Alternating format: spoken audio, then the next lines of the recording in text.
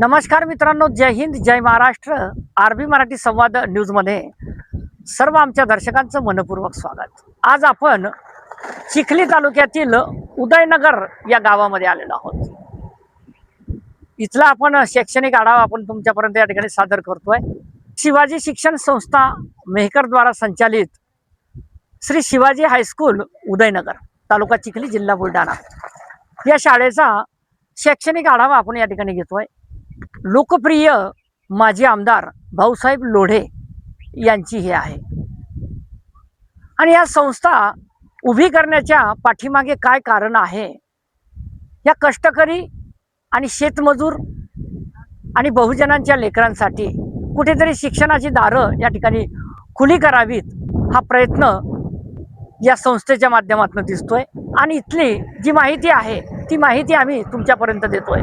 कशा पद्धतीनं ही शाळा चालते हे आम्ही तुम्हाला दाखवतोय. आता थेट जातोय शाळेमध्ये.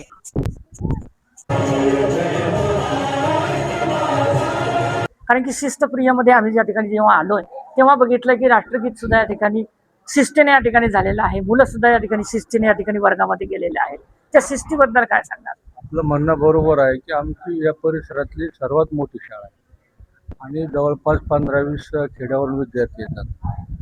त्यामुळं शालेय शिस्त आम्हाला त्यांच्याकडे काटेकोरपणे लक्ष द्यावं लागतं. शालेय शिस्त असल्यामुळे या ठिकाणी कोणती विद्यार्थ्यांच्या बाबतीत वादविवाद होत नाही आणि पालकांना त्याबद्दल थोडंसं समाधान वाटत असतं.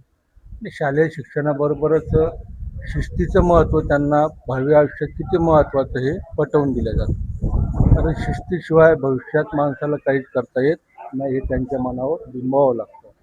आज आपण पाहतो की सोशल मीडियाच्या प्रादुर्भावामुळे अनेक विद्यार्थ्यांमध्ये थोडीशी बंडखोरीची प्रवृत्ती वाढलेली आहे आणि बालवयात त्यांना योग्य प्रकारे समजावून सांगणं हे शाळेचं कर्तव्य असतं.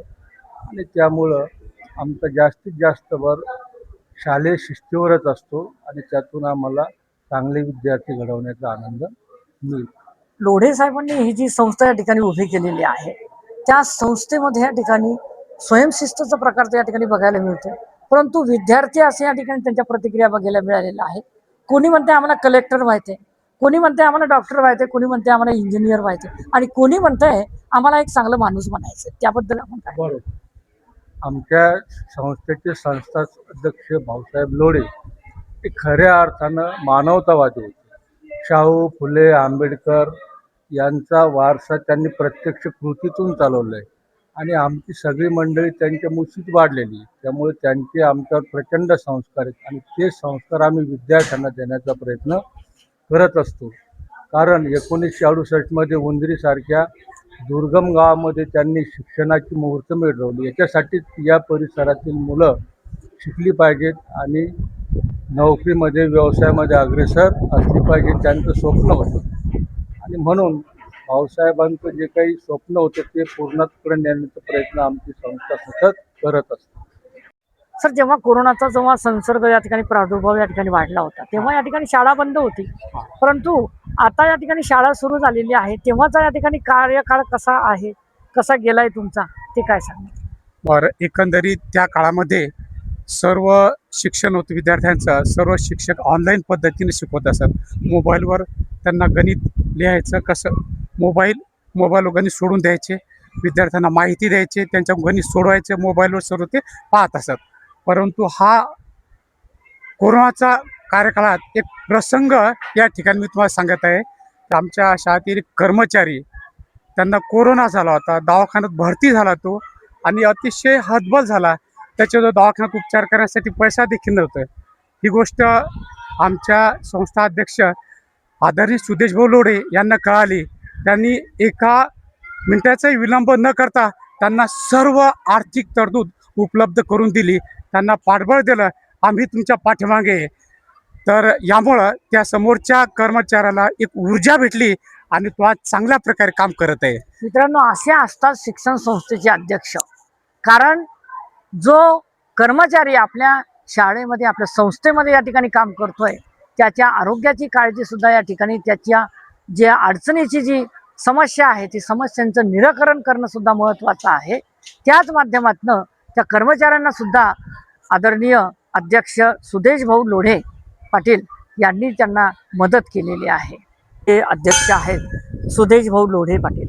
त्यांच्या माध्यमातून या ठिकाणी ही जी शाळा या ठिकाणी त्यांच्या निगराणीमध्ये चालते. याच्यामध्ये काही भौतिक सुविधाचा काही अभाव वगैरे काही आहे नाही. का? भौतिक सुविधेचा तर मुळीच अभाव नाही. याउलट मी असं सांगेल की ज्या भौतिक सुविधा पाहिजे त्याच्यापेक्षा भरघोस अशा सुविधा त्यांनी दिलेल्या आहेत.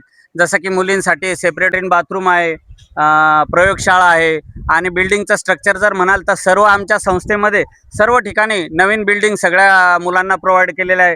त्यांना बसण्याची उठण्याची व्यवस्था, जसं तुम्ही मगाशी पाहिलं ग्राउंडवर खेळाचं साहित्य, तर हे सर्व आमचे अध्यक्ष श्री सुदेश पाटील हे आमच्या सर्व शाळेला 6ही शाळेला आमच्या साहित्य पुरवत असतात.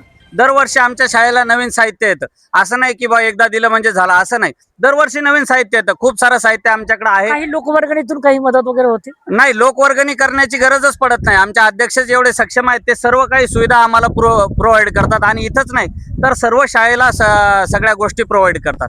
संस्थेच्या जेवढ्या शाखा आहेत तेवढ्या शाखावरती या ठिकाणी ही सुविधा पुरवण्याचं काम या ठिकाणी अध्यक्ष साहेब करत आहे. गुरु विना ज्ञान नाही असं म्हणतायत. आणि गुरु कशा प्रकारचं या ठिकाणी आपल्या विद्यार्थ्यांना घडवतोय हे सुद्धा आम्ही या व्हिडिओच्या माध्यमातून तुम्हाला दाखवणार आहोत. तर एक प्रश्न आहे की आज मुलींची संख्या तुमच्या शाळेमध्ये जास्त आहे विद्यार्थिनींची, त्याबद्दल आपण काय भावना विषद करणार? आमच्याकडे 5वी पासून ते 10वी पर्यंत बऱ्याच विद्यार्थिनी येतात. तर त्यांना मार्गदर्शन आम्ही त्यांच्या आरोग्याविषयी, शैक्षणिक शिस्तीविषयी, स्वयंशिस्तीविषयी बरंच मार्गदर्शन करत असतो. मुलींना या ठिकाणी भेडसावणारे जे आरोग्याचे जे प्रश्न आहेत त्याच्यावर मात आपण शाळा कशी करते? त्याचा मुलींना जे आरोग्याविषयी समस्या निर्माण होतात त्या आम्ही 4 मॅडम आहेत या शाळेमध्ये शिक्षिका, तर त्या नेहमी त्यांचा आढावा घेऊन दर शनिवारी त्यांना समुपदेशन करतो. त्यामधून मुलींना काय काय अडचणी येतात त्या मुली आम्हाला सांगतात, त्या सोडवण्याचा प्रयत्न करतो. त्यांना येणाऱ्या अडचणींना प्रत्येक अडचण आमच्या शाळेमध्ये सोडवल्या जाते.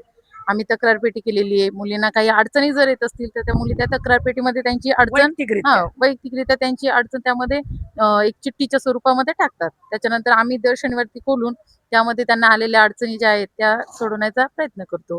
परत त्यांना मानविकाची बस सुरू केलेली आहे स्पेशल मुलींसाठी. त्यामध्ये म्हणजे गावातून घरापासून बसलं की शाळेमध्ये उतरायचं. शाळेतील आमच्या शिक्षकांच्या ड्युट्या तिथे लागलेल्या आहेत.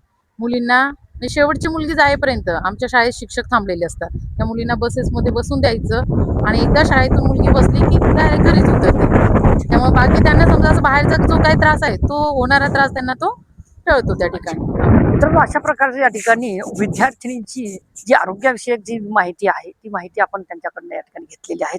दुसऱ्या मॅडम आपल्या सोबत आहेत, कारण की वयस्कर आहेत, त्यांना माहिती आहे की विद्यार्थ्यांना स्वयंशिस्त या ठिकाणी कशी लावायची.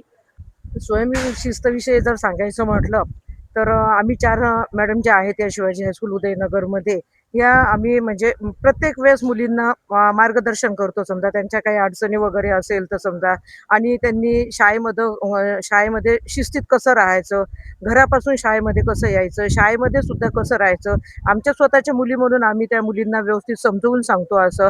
आणि त्यांना जर काही अडचण वगैरे असली तर ते सुद्धा आम्हाला विचारतात की मॅडम असं माझा प्रश्न आहे, याच्यावर तुमचं म्हणणं काय आहे समजा. तर ते आम्ही 4 मॅडम त्यांना प्रत्येक वेळेस मार्गदर्शन करतो. मित्रांनो, अशा प्रकारचे या ठिकाणी आरोग्याविषयी या ठिकाणी काळजी या शाळेमध्ये घेतल्या जाते. सर आपलं नाव? माझं नाव अजय इंगोले. अच्छा, बरं सर, हा जो गणित विषय आपण जो शिकवताय, गणिताच्या माध्यमातून विद्यार्थी या ठिकाणी जो वर्ग आहे तो आत्मसात त्यांनी कसं करावं गणित? बघा, गणित हा विषय आता तुम्ही आता समोर शिकणार आहे तर सायन्स वगैरे फॅकल्टीला जर तुम्ही गेला तर तुम्हाला गणित हा विषय एकदम महत्त्वाचा असतो. त्याच्यावरच आता तुम्ही इंजिनिअरिंग वगैरे त्यामध्ये सुद्धा गणित तुम्हाला महत्त्वाचं आहे. तर फ्युचरच्या म्हणजे भविष्याच्या यानं जर पाहायला गेलं तर गणित तुम्हाला सगळीकडे यूज होणार आहे. आता नॉर्मल व्यवहारात सुद्धा गणिताचा वापर होतोच. तर तुम्ही या विषयाकडे चांगलं गांभीर्यानं लक्ष दिलं पाहिजे आणि हा विषय समजून घेतला पाहिजे. सर, या ठिकाणी शाळा या ठिकाणी कशा पद्धतीने या ठिकाणी सुरू आहे, काय वाटतंय आपल्याला? आता शाळेत सगळे विषय तर व्यवस्थित शिकवले जातात. नाही, शिक्षण क्षेत्र या ठिकाणी 26 आणि 27चं हे जे शैक्षणिक सत्राला सुरुवात झालेली आहे, जे शालेय शिक्षण जे आहे विद्यार्थ्यांना नुकतं या ठिकाणी काही दिवस शाळा उघडून झालेल्या आहेत. त्या संदर्भामध्ये आपण काय भावना प्रकट आता शाळा सुरुवात होऊन काही दिवस झालेले आहेत. आता विद्यार्थी समजा पूर्ण आलेले आहेत, पूर्ववत झालेली सगळी शाळा. तर आता व्यवस्थित सगळं कामकाज सुरू आहे. सर, या ठिकाणी 10वा वर्ग आहे आणि 10वी झाल्यानंतर या ठिकाणी हे कॉलेजला जाणार विद्यार्थी वेगळ्या दिशेने या ठिकाणी धाव घेणार, त्यांना काय समुपदेशन संदेश देणार आजच्या दिनी? बरं, तुम्हाला सांगू इच्छितो की तुम्ही आता 10वा झाल्याच्या नंतर तुमच्यासाठी वेगवेगळे मार्ग उपलब्ध होणार आहेत. काही जण तुम्ही 11-12th ऍडमिशन घेणार, तुम्हाला आणखी पॉलिटेक्निकला सुद्धा जाऊ शकता तुम्ही. म्हणजे पॉलिटेक्निक हा विषय समजा प्रॅक्टिकलवर आहे, जसं तुम्ही ITI वगैरे करता त्याचप्रमाणे एकतर तुम्ही इकडे जाऊ शकता, सायन्स, कॉमर्स किंवा आर्ट, किंवा इकडे पॉलिटेक्निक. परत तुम्हाला आणखी MCVC एक आहे, त्यात पण तुम्हाला जाता येतं. तर विविध मार्ग आहेत तुम्हाला. मित्रांनो, अशा पद्धतीचं आज शिक्षण या शाळेमध्ये दिलं जात आहे.